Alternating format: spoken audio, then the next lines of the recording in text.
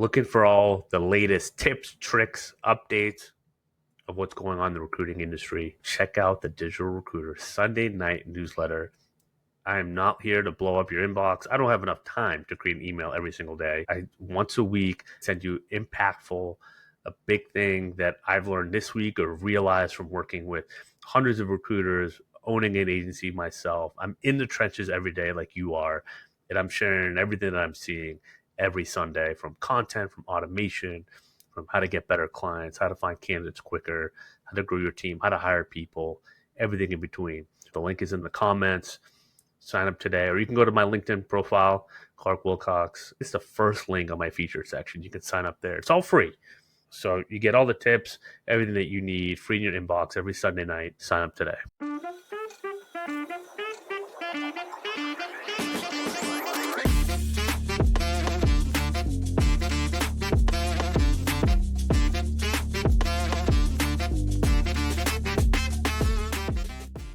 All right. Well, welcome to another episode, Digital Recruiter Podcast. Your host, Clark Wilcox. And today I have a special guest. There's a lot to talk about. There's a lot of overlap in our careers, but kind of at different places. I'm super excited to have her on. Kelli Schutrop, the dynamic revenue growth leader, CEO and founder of Thoughtful Resound. She's a fractional sales and marketing leadership firm, She's got a background working in recruiting agencies, marketing agencies for recruiters, has her own thing, does fireside chats, public speaking. She's got a young family. I think she's just moving around the globe. She's everywhere. Kelli, thanks for being here. Thanks, Clark. Looking forward to our conversation. Yeah. Well, I am as well. And we got to know each other the last few months, working on, common clients and stuff like that. And you've introduced me to some great people. And I think you have a really cool background, because we talked and we kind of realized, like, I started in sales and I went to marketing, and you went to marketing and then went to sales a little bit, which is kind of interesting. And we've had some interesting discussions of, like, kind of what that means kind of for our current day-to-day and our current businesses. But why don't you give us, like, a little background on how you got into recruiting in the first place? Absolutely. I mean, I'll use the phrase that everybody uses. You kind of fall into it, right? So Quick backstory. I studied public relations and marketing in school, found a passion for that space really, really early on, and went the ad agency route right away. And from that, met a woman who was running her own boutique solopreneur IT and engineering recruiting shop. And she wanted someone to come in and do marketing. And she's like, I don't even really know what all goes into that, but if you're interested, let's have a conversation. And I loved the idea of getting to build from the ground up, get my arms around everything. At the ad agency, I was going from account management and then moved in-house to do more marketing communications, and found a passion for that. So my thought process was, wow, I don't know anything about this staffing and recruiting industry at all, but if I can learn it and help to build marketing for her, this sounds fun. And so did all the classic marketing communications initiatives, but then also started learning the ropes of recruiting. So not many people know this. I, got formal training on Boolean searches and was sourcing candidates, recruiting candidates, that whole process. And then she merged with an RPO, a recruitment process outsourcing company, and all my marketing responsibilities went away. And I stepped in-house to multiple clients and started sourcing, working with hiring managers, recruiting, and found quickly that while I had the chops for it, it didn't light a fire in my soul like it did for other people there. And I just had this realization of, I really like this industry, but I really like marketing in it more so than being the recruiter. And so started exploring and got connected with, at the time, the largest single size executive search and consulting firm in the Midwest, and helped to launch their rebrand, their kind of new brand entity in the market, built marketing for them from the ground up for a number of years. And so have worn a lot of hats in this industry, and then pivoted into consultative selling when that executive search and consulting firm launched a digital marketing agency that specialized in the staffing industry. And so, like Clark and I have talked about before, I wanted to approach sales through the lens of thought leadership. I don't know that I would have been able to articulate it then, but what I knew is that I didn't want to be viewed as a commodity. I didn't want to be cold calling. I wanted to do something that felt like a little bit more of a natural and authentic connection. And the way that I knew to do that was to create content about what I already knew and I knew was adding value to people. So I started hosting fireside chats and putting my name in the ring for conference speaking and starting to do webinars, and was getting asked to be on podcasts. And it created this really cool mechanism where people would see me on LinkedIn, people would see me out and around the industry and would want to talk shop about digital marketing. And so it created this system where essentially 95% of the people I talked to came inbound. And that was really intriguing. Not that everything was easy. There was certainly uphill processes to it, but it unlocked this moment for me where I realized sales could be approached through the lens of thought leadership. And then the last chapter of my career here, just to round out the answer to this question, is I then was recruited or sought out to create a few LinkedIn learning courses. So I had the honor, the excitement of creating one on personal branding, 3 on digital marketing, and then went to work for a company that actually did digital learning consultancy. So creating large scale custom digital learning programs for global tech companies. And I was in a sales capacity and realized that every company approaches sales differently. And I have a big passion for, like I said, driving sales through thought leadership. And so in the fall of 2023, I launched my own fractional sales and marketing leadership consultancy, where I now consult primarily B2B professional service companies on how to take their key leaders, take their sales professionals, take their recruiters, and like build a hub of influence around them, build personal brands in a way that drives inbound conversations. And so Clark and I, anybody listening here, we have such similar but comparable paths of how to help our industry really just gain traction by being authentic and getting in front of the right people.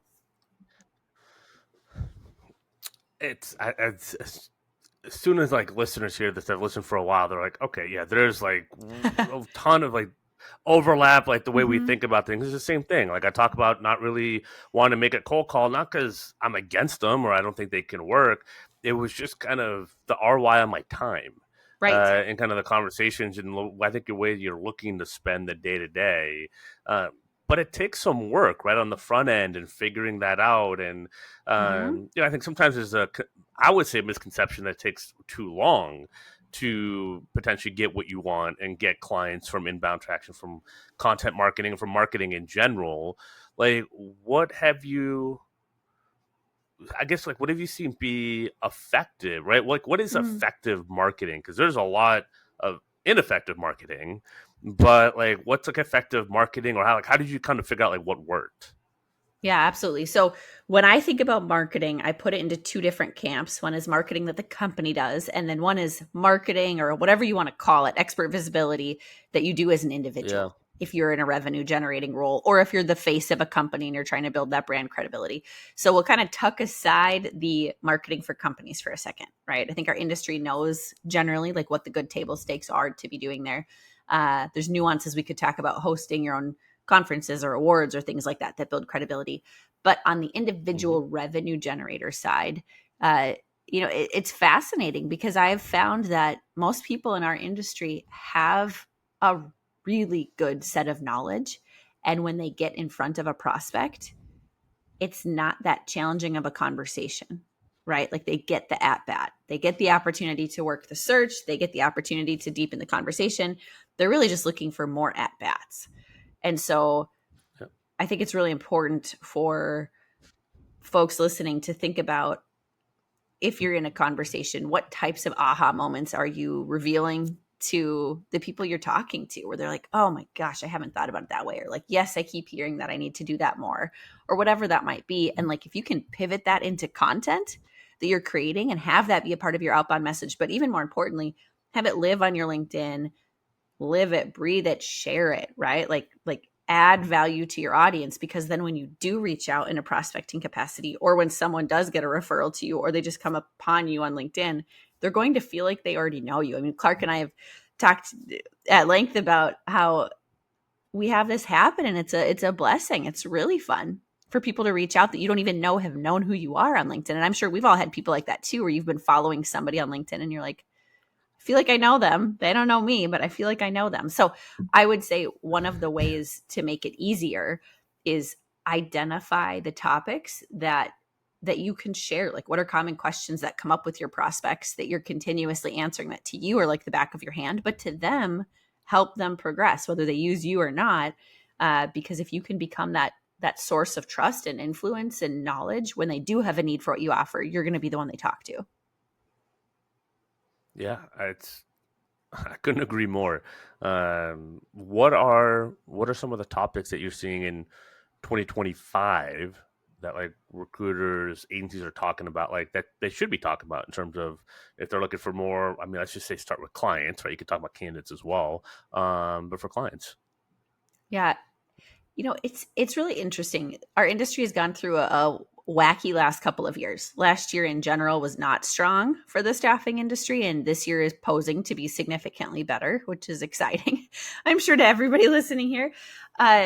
So I would say, as your clients are wrestling with how to attract great talent, talk about why it's hard to attract great talent. Talk about how they can do it themselves. And then, of course, they're going to realize through your knowledge and through the insights you're sharing that you can help them with that. So, one example would be, why are these types of individuals hard to find? Well, this is why. This is what's going on in their world. This is what it takes to get in front of them because they're passive candidates. This is how we source them. So kind of like spoon feed the client what they would need to do without you to make it work. But typically what happens is they don't have time or they don't have the expertise or whatever to do it. So they're going to want to talk to you. Yeah. So honestly, that's probably the biggest focus that I'm seeing right now is lean into those pain points, make your clients' problems visible and solvable, and not in a sales pitch Yeah. capacity, not in a, hey, you've got this pain point, you have to use me. It's more, you've got this pain point. Here are solutions that you can take. By the way, this is what I do. And so if you don't have time to focus on it, I can help you with it.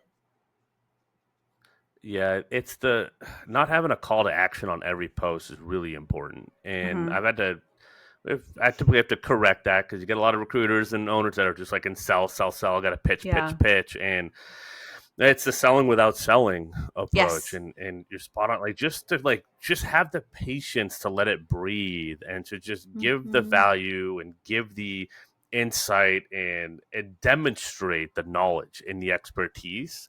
Yeah. And just that's enough.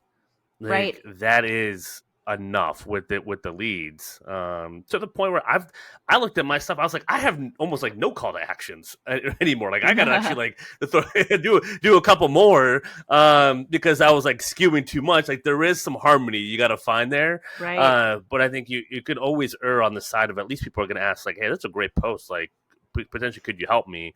And at least it's in recruiting, it's pretty cut and dry. It's like, could you help me find someone, or could you help me look for a job? Right. And coaching and kind of what we do or consulting, it could be 20 different things, but like recruiting is going to be a little bit more cut and dry. Yeah. And what I've found is, as you're developing your own approach to posting content on LinkedIn, could be other social channels too, but LinkedIn tends to be like our bread and butter in this industry. I always run my content through the lens of these three items. Is it credible? Is it insightful? Is it relatable? And if I can have a combination of those throughout my posts, it's adding value and it's helping people feel like they know me, right? Because people like buying, they like interacting with people they feel comfortable with and they think are going to help them. And so just to break those out, credible would be anything that makes your prospect go, dang, that's impressive. It might be you're highlighting a search you recently did. It might be an award. Let's say your company just won the clearly rated Best of Staffing Award, or top places to work by your local business journal, or most admired CEO, whatever it is, right? Like things that are credible that make them go, dang, that's impressive. Insightful is where I think the bulk of content naturally should end up being. Like you are teaching, you are educating, you're providing value, and you can do this through two different lenses. Either it's your expertise because you have years of experience working the roles that you now recruit for, or you've got years of experience recruiting those roles or selling into that space, right? Whatever that looks like. Tell the stories from the trenches of what those pain points are, how people solve them. And if you are new to the space that you're selling or recruiting for, curate content. There's different associations that your prospects spend time in, and they're sharing webinars, blogs, podcasts, you can just recirculate that information. So it creates you as this hub of influence, even if you're not the originator of the thought. So that's credible, it's insightful, and then relatable. I mean, those are the types of posts where like you're talking about your fitness journey, your health and wellness, like your cool desk setup, like you just bought a walking treadmill and you want to share it with the world and other people might be interested. Those are the types of things that are obviously easier for people to interact with because it applies to more.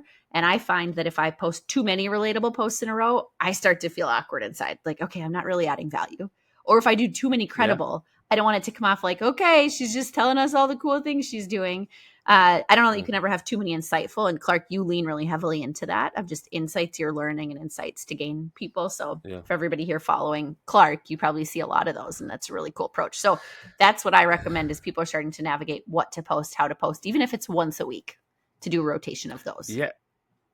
I think you're right. I think you've picked it up, and definitely like I've been doing a lot of in the insightful, and for the listener, like honestly to my detriment, because what people, they want a balance. And so I looked at it, I was like, I can do insightful, but I gotta add more credible. Like I wasn't sharing enough of the wins and the transformations that people were having in the program, which I think people kind of want to see. So I was like, all right, I gotta make sure I'm sharing those, because there's a lot of noise out there with recruiting agencies that you could pick, or with a coach that you could pick, or consultant. So I'm like, okay, I got to make sure I'm sharing those, but how do I, get those from my client and have them share those with me, right? And have that, and I think sometimes improving the communication and my fulfillment with my clients has helped me actually add more credible stuff as well. I don't know if you kind of found that in your journey, because insightful I can do off the top of my head. Like credible and relatable, I have to think through a little bit more, how I want to position a win and all that. Am I giving someone's name away? Am I not? Right, that whole process. And then relatable, and I've always joked, like, I don't want to treat LinkedIn like my therapist, but I do want to kind of humanize some stuff, right? And like yesterday, I shared a post about kind of like completely screwing up an answer that a prospect asked me, like on a sales I saw that post. I thought it was great. Yeah. And it was just like, I'm like, oh, I got like 100, and I got hundreds of these. If I would have shared more of them, I'm always balancing that line of just like, because I realized like that's what my prospects are going. Like I've done it in recruiting, I've done it for agency, I've done it for coaching. Like of just like, crap, I blew it. Oh yeah, that's not what I was trying to say. Yeah, and I felt myself leaning too much into like I felt like I was telling everyone like what to do versus like, hey, I'm also doing this and screwing this up. But it's the mindset around it of like, I just learn from it, I just move on. That is what I learned from my market is really valuable. And I'm like, oh, I could share those all day. Like they were like, how do you just keep going? I'm like, oh, I don't know, I just do. It's so I think I just learned almost like a new theme that I can cover and kind of share. It's actually hopefully making me more relatable. The theme of bloopers, essentially, and how to redeem yourself from the bloopers. Well, the cool thing, if anybody goes and checks out that post from Clark, maybe you should feature it or something so people can find it. The premise of it, from me seeing it in the newsfeed, was essentially somebody asked me, do you guys do stuff on LinkedIn? And Clark wrote or said, yeah, kinda. And then later was like, God dang it, of course we do stuff on LinkedIn. What I meant to say is we do all these things. It was like, is it only LinkedIn? And I'm like, that's what it was. Well, yeah, it ends up being only LinkedIn for so many people because there's so much they haven't tapped into. Right. But I said yes, versus like, you don't necessarily want to, handle it that way. But I'm like, there's so much, and that's what I wanted to say. And I had a good rant about it afterwards with a coach of mine, because I was like, no, it's like this. Like if people only knew, like it's this, and that. Like if you put me in, and like I think that's what a lot of recruiters feel that way. Like if the hiring manager only knew. And so how do I translate that? I go back and translate into content.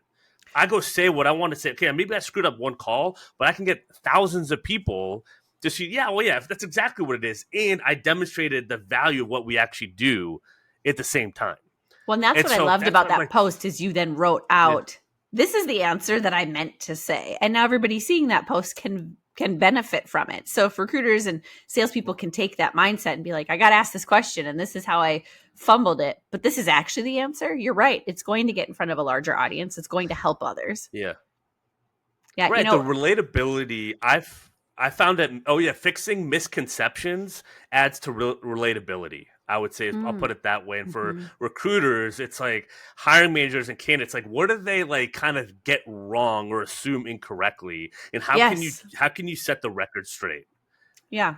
Yeah. Well, and what used to be years ago really only answered through blog content on the company website of top reasons to move fast in the hiring process. Like blogs are still important for SEO, blogs are still important for sharing content, but like video has really taken over the LinkedIn newsfeed and of course our whole world now, and it's being prioritized in LinkedIn. Something that I have found, shifting gears to talking about video on LinkedIn, is Yeah, as people are getting acclimated and familiar, they tell it in the same way that they've always been taught to tell content, which is tell them what you're going to tell them, then tell them what you told them. And I think that works great for longer format content. Like if you're doing like a 5 minute here, we're going to break into it. But if you can start any video with a hook of like, this is the punchline of where we're going and then lead more into it, it's going to help immensely. So there's a whole, yeah, we could do a whole podcast episode just on video content alone. And I mean, if anybody looks at mine, they'll know like it's all cobbler's shoes, right? Like we're all sitting here going, I know I want to do more of that.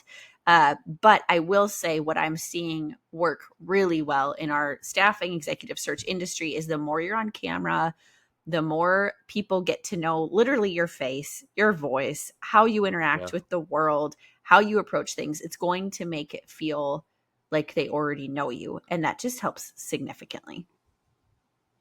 Yeah, it does. I think it's given the different mediums. I've talked about. I didn't do video for about 2 years. I did text only, and that was good. Like it was fine, only doing text, and it still works really Hmm. well. But the Yeah. video with the podcast, it gives people buy it differently for different reasons. People will tune in because they like listening to you, they like seeing it, or they like reading the text post. So it Hmm. gives your different types of buyers a different mediums to access you on and with and kind of build that trust even without you talking to them. And I think that video is important. I mean, what are some to that point though, people are gonna ask like, okay, what do I say, how do I look, like Yeah. what's some of the best practices around video that you've seen? Yeah. The biggest challenge I hear people talk about with video is what do I say? Right? Like everybody knows, okay, I Right. could take my Yeah. iPhone, I could find good lighting, right? Like they can figure that part out. It's more the what do I say? And I think there's a little bit of that imposter syndrome of like, what do I have to say that people care about is really the root cause of that. And I would encourage you to think about those moments when you are talking to prospects, talking to clients, or talking to candidates if you're on the recruiting side, where you feel like you're teaching, right? You're sharing context with them based on hundreds, if not thousands, of conversations over your career, and you're guiding them. Those are great things. So I would start creating just a list, literally like open a document in your computer and start creating a list of what are the questions that I typically get that I can help educate people on? The best prompt that I could probably give you right now is what's the most common question you're hearing when you jump into a sales call?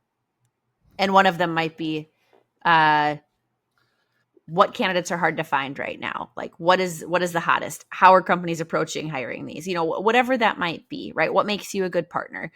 Those are the things that like when you're in a sales call or a recruiting call, you have to answer it.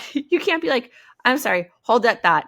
I'll get back to you next week. Like you're going to answer it. So what is that? What are those Yeah. responses that come to mind? And I would encourage you to start your video process that way, almost like an FAQ. What are things that come up and then dive in? And the video literally could be the punchline of what you found. For example, you could say, a lot of companies miss out on great candidates because they do not move fast enough in the hiring process. This is how to solve that. And then give them the 3 points or whatever it is that you typically give recommendations and you wish you see more clients doing. That would be a great video. And it could literally Yeah. be 30 seconds. One other tip I would have That's as you're it. posting on Uh, social would be get a crew that will help interact with your post. So if it's your team, when you post, when you're getting started, LinkedIn's algorithm is real fun, real finicky at times. It's got a lot of content to choose from to prioritize. And so if you post something, even if you spend a lot of time and effort and thought process to create it, if nobody interacts with it for the first 10, 20 minutes, I have had posts go completely dark. I have over 10,000 followers, and I have had a couple posts that I know they are valuable. I know they can teach people things, and nobody interacted with it for the first 20 minutes. LinkedIn stopped showing it, which is brutal. It's like such a, like, oh my gosh. I will say, if that happens to you, what you need to remember is your content is a body of work. Just because you didn't get the Yep. interactions right away, or you got really few interactions compared to what you see other people get, it doesn't matter, because I mean, there's value to getting interactions and getting more people seeing it. But I should say there is still value, because future prospects, future candidates, future people who might want to recruit you will go and will look at your content. And if they see, oh, Kelli talks about this, that's really cool. Like there's a whole kind of like separate audience. Dark social is a term that's thrown around, where somebody will see it and forward it internally, and you may not see what's happening, that other people are digesting that content, but other people are. So anyway, point being, when you post, if you can ping a couple people within your team and just say, hey, especially if it's relevant, right? It has to be relevant to them and their audience, because it's going to ripple in their feed, and just say, can you like this? That helps significantly. And what I've found is that if you have a few people that are non-competitive, like referral partner type people in the industry, where they have great content and you're interacting with it, it just builds a professional friendship, really, where they're seeing your content and they'll naturally interact with it, right? It's kind of like an organic pod, if you will. I'm not a fan of sign up for this pod and everybody formally likes each other. Like, it has to be authentic. It has to be someone that is going to want to share your content. But the more you can interact with other people that sell into the space you sell into, the more you're going to develop that. And then also, if you go and comment on a few people's posts right after you've hit publish, it will help you in the algorithm. Now, I'll tell you why. LinkedIn essentially goes, Jane published her post, and then she went and commented on Bob. They must be buddies. Next time Bob's on LinkedIn, I'm going to be more likely to show him Jane's content. So it's a really interesting opportunity to have like a list in your sales nav or wherever, people you're prospecting, people you want to stay in touch with. Because not only are you supporting their content and celebrating them and getting their content more visible, you're staying top of mind with them. And then you're also telling the LinkedIn algorithm that there's a reason to tie you two together. Now, I will say authenticity is big for me. So I wouldn't do this just to check a box and just to be like, cool, I commented on 3 people. Like, my thought process is we're all on LinkedIn a lot anyway. So if you need to be more streamlined and efficient with your time, you might as well do it. Make those comments at a time where it's going to have a bigger ripple effect all around. Yeah, being authentic, not checking off a box is really important. You mentioned building the organic, whether it's strategic or your own team. Sometimes recruiters are like, well, I only have other recruiters liking my stuff, right? Or maybe seeing my stuff. Like, how do you recommend to make sure it gets in front of their prospects? Good question. So, low-hanging fruit that is not a huge financial lift would be, if you don't have sales nav, it's $100 a month. You could do month to month. If you do have sales nav, you've got this curated news feed that lives within it. So you can add a list of people, you can upload a spreadsheet, you can go in and populate them and save them. So when you're in your normal LinkedIn newsfeed, it's everybody, right? It's your prospects, it's candidates, it's competitors, it's your cousin, it's your neighbor, right? It's everybody.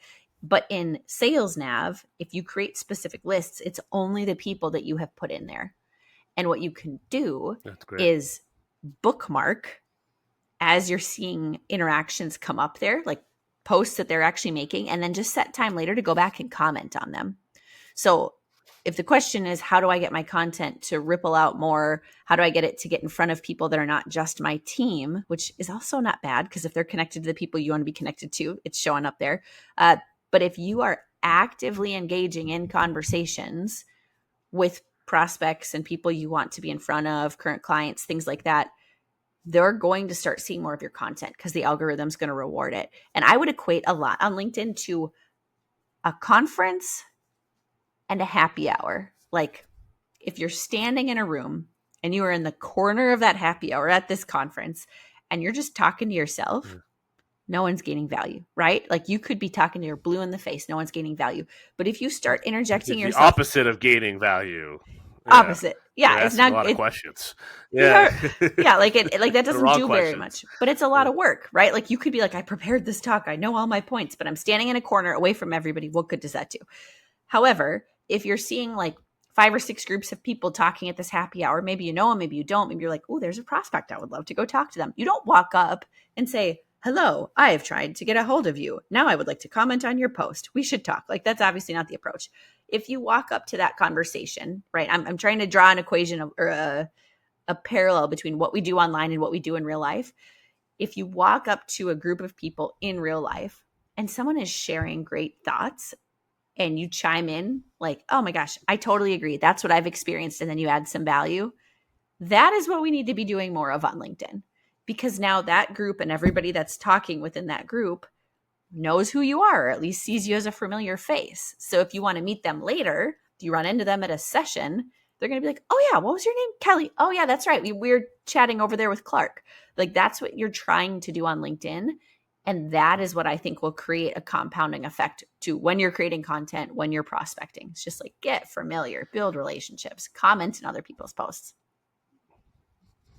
Yeah, I think the sales, it's a great tip on sales. I mean, I love Sales Navigator. Listeners know that. I love automation, but it's in terms of curating my Sales Navigator feed, I've kind of looked at it, but never really thought to like take the next step and do it that way versus kind of do it on LinkedIn. But my LinkedIn is so noisy now. Oh yeah, Even right. though I Same. unfollow certain people, but even with the people I like, there's so many I can't keep up with. I think building a list specifically to interact with people on Sales Navigator is a great tip, Well, and another especially for tip. anyone. Yeah. Sorry, Clark, go ahead. You finish your thought. No, that's it. You go ahead. I was going to say another option. If you go in a prospect's LinkedIn profile, if you are following them, if you're connected to them, there's a little bell icon underneath their cover photo. It's on the upper right side of their profile. If you click on that, you'll have 3 options: the double bell icon, the single bell icon, and I think it's like a no bell icon. Yeah. So by default, you are going to see some of their content. Let's say they are a very active prospect for you. Like you would love to get in front of them and you want to know when they post. Click the double bell icon. It's the easiest possible thing, because what that does is every single time they post, it will show up in your notifications. Not just in your news feed, not just in your sales nav somewhere. Like it literally will ping you and be like, Clark posted, Clark reposted, and you can go and you can look at it.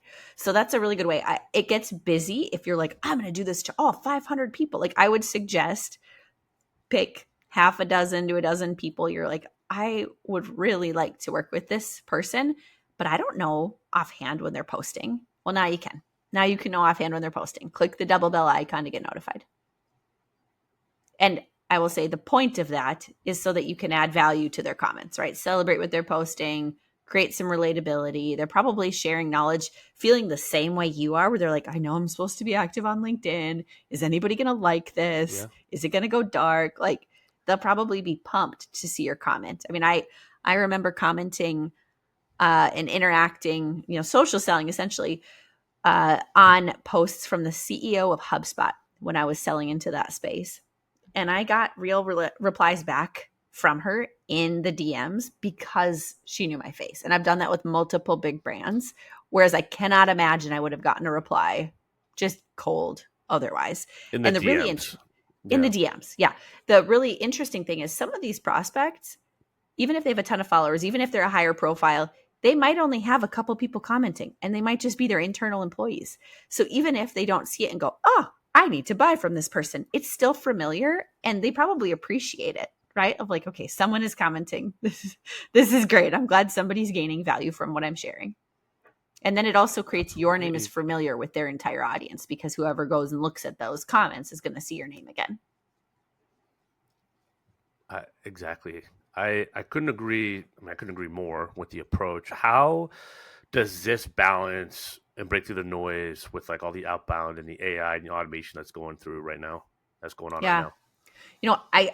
I love the thought process of automating administrative tasks that don't need that authenticity approach. For example, you've got an industry, a set of titles, you've got people that you'd love to connect with, right? Essentially like your prospect list. I think it's great to automate those connections, right? Like get that happening behind the scenes without having to manually go and do it. Even have a thank you message like, hey, thanks for connecting. Looking forward to staying in touch on here. Talk and shop in the future if you ever want to. Like something that's not selling, be automated. But then I'm a fan of that's when you then shift gears and say, okay, what can I find that is more custom as my follow up to them? So I think that there's a really good way to marry this world of automation, creating efficiency, but then also using your time toward those higher impact conversations. Yeah, I mean, conversations at scale. I mean, to me, should be the goal of any recruiter, right? Any recruiting agency, the right conversations at scale. And then from that, to your point, a lot of these agencies, hopefully the recruiters and salespeople, once the door's open, know how to handle that door. I might have different levels of, I might have a different perspective on how well they can close some of those doors because I've audited and fixed a lot of poor behaviors and bad habits in the last few years. Because but I think that's like the key, right? Just getting them to get recruiters to think conversationally at scale, right? Don't try to put your life and work on autopilot, but like, can you just open the doors enough at scale to then kind of run with it, and get the closer to the money activities. Right. And if you approach that mindset through, okay, I'm going to connect with people on LinkedIn and I'm posting great content. So I'm going to give them a second, like you mentioned before, Clark. Let them see my content, right? Like let them see there's value there. I'm going to start commenting on some of their posts if they're sharing posts. And then maybe in a few weeks, I might reach out with a really custom message just asking to talk shop at that point. And I mean, it could be months down the road too. Like at that point, they're a little bit more familiar with you. And I think where AI has kind of made it so we can't have nice things, to use that quote, everybody expects the pitch slap now. Like they just expect that if you are a salesperson, that the second you connect, you're going to send them like 5 automated messages within the next 5 days. And nobody wants that, right? Like people want to have it be on their own terms. So it allows it to be on their terms if you connect and be a human about it. Thank them for the connection. You're sharing great content. You might forward them something every once in a while of like, hey, people that are in your space tend to like this insight that I shared. Hopefully it's helpful. Like, do things that feel like, would you do this in real life? Because if not, maybe reconsider how you approach it online. I think it's a great way to think about it. It's exactly it, right? The happy hour or elevator talk or whatever, it's like that's how you can think about it.